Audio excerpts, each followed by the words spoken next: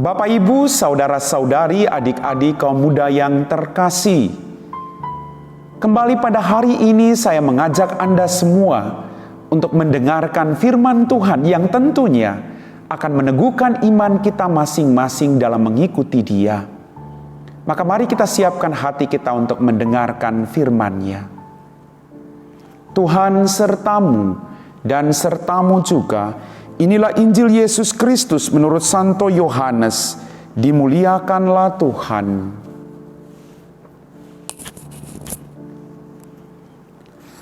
Banyak di antara orang-orang Yahudi yang datang melawat Maria dan yang menyaksikan sendiri apa yang telah dibuat Yesus terhadap Lazarus percaya kepadanya. Tetapi ada juga yang pergi kepada orang-orang Farisi dan menceritakan kepada mereka apa yang telah dibuat Yesus itu. Lalu imam-imam kepala dan orang-orang Farisi memanggil mahkamah agama untuk berkumpul. Mereka berkata, "Apa yang harus kita buat? Sebab orang itu membuat banyak mujizat. Apabila kita biarkan dia, maka semua orang akan percaya kepadanya.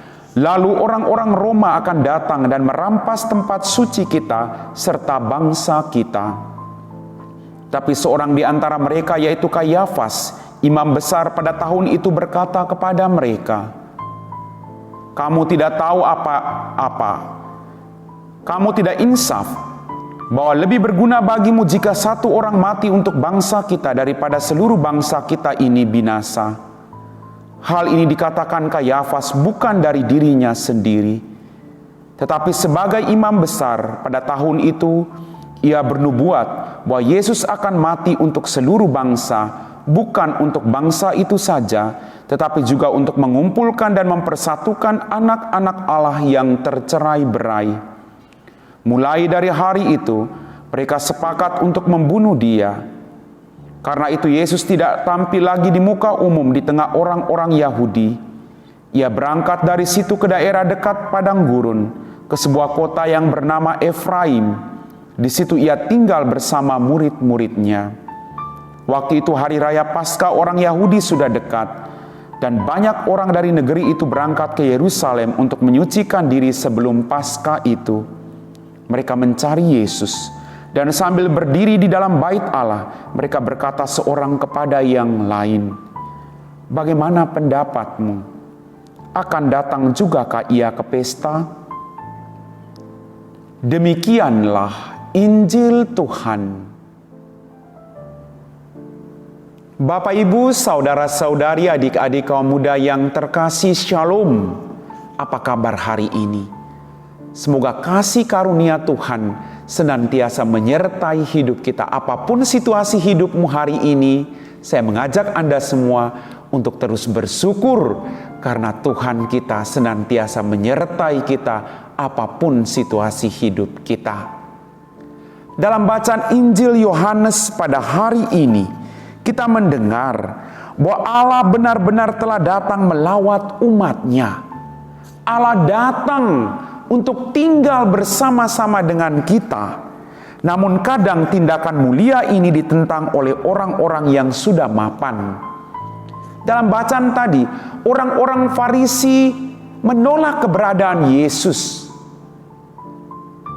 Mereka merasa tersaingi, maka mereka berjuang untuk membunuh Yesus dalam kehidupan mereka. Hidup dan karya Yesus mendapat tantangan dari penguasa dan pemerintah pada saat itu. Bapak, Ibu, saudara-saudariku yang terkasih, bagaimana dengan Anda dan saya? Sekali lagi saya mau katakan, bahwa ketika kita mengikuti Tuhan kita, bukan berarti semuanya akan berjalan mudah. Ikut Yesus bukan berarti semuanya menjadi mudah.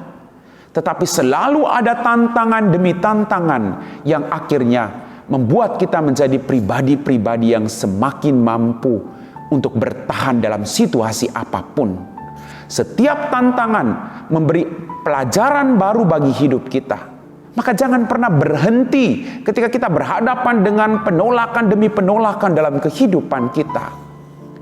Yesus ditolak oleh orang-orang Farisi dalam bacaan tadi. Dan ingat, Yesus tidak akan pernah berhenti untuk melakukan kebaikan. Karena untuk itulah dia datang. Dia diutus untuk membawa keselamatan bagi kita semua. Bapak, Ibu, saudara-saudari, adik-adik kaum muda yang terkasih, ikut Yesus berarti siap ditentang oleh banyak orang.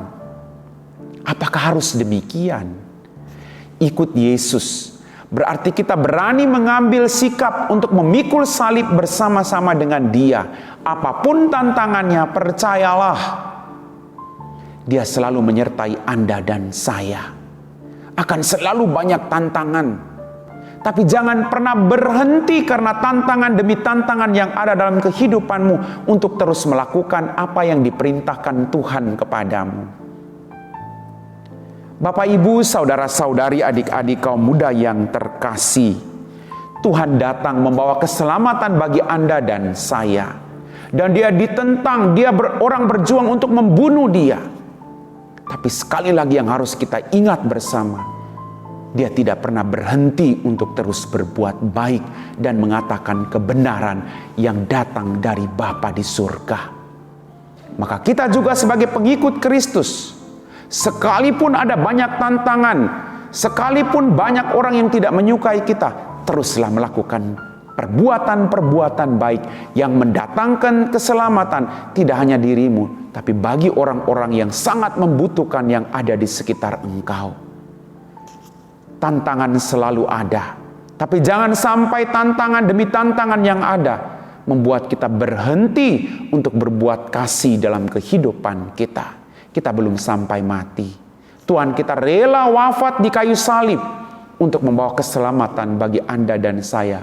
Karena kebenaran itulah Dia boleh memberikan hidupnya untuk keselamatan kita semua. Maka mari kita belajar dari Sang Guru yang memberi hidup bagi kita semua. Kita juga harus memberikan hidup kita bagi orang-orang yang ada di sekitar kita. Amin. Bapak, Ibu, saudara-saudari, adik-adik kaum muda yang terkasih, mari kita mohon berkat dari Tuhan dalam doa-doa kita. Dalam nama Bapa dan Putra dan Roh Kudus. Amin. Ya Tuhan Allah Bapa kami dalam kerajaan surga, terima kasih Tuhan untuk apapun berkat yang boleh kami alami dalam kehidupan kami, untuk kebahagiaan, untuk penderitaan yang boleh ada dalam kehidupan kami. Mampukan kami untuk terus memaknai setiap peristiwa yang terjadi dalam kehidupan kami dan tetap setia untuk mengikuti Engkau. Bapa, berkatilah kami anak-anak-Mu, biarlah kami boleh melakukan yang terbaik dalam kehidupan kami untuk kemuliaan nama-Mu. Kami puji Engkau Bapa, kini dan sepanjang segala masa. Amin. Tuhan sertamu dan sertamu juga. Semoga kita sekalian, orang-orang yang kita doakan, diberkati oleh Allah yang Maha Kuasa, dalam nama Bapa dan Putra dan Roh Kudus. Amin.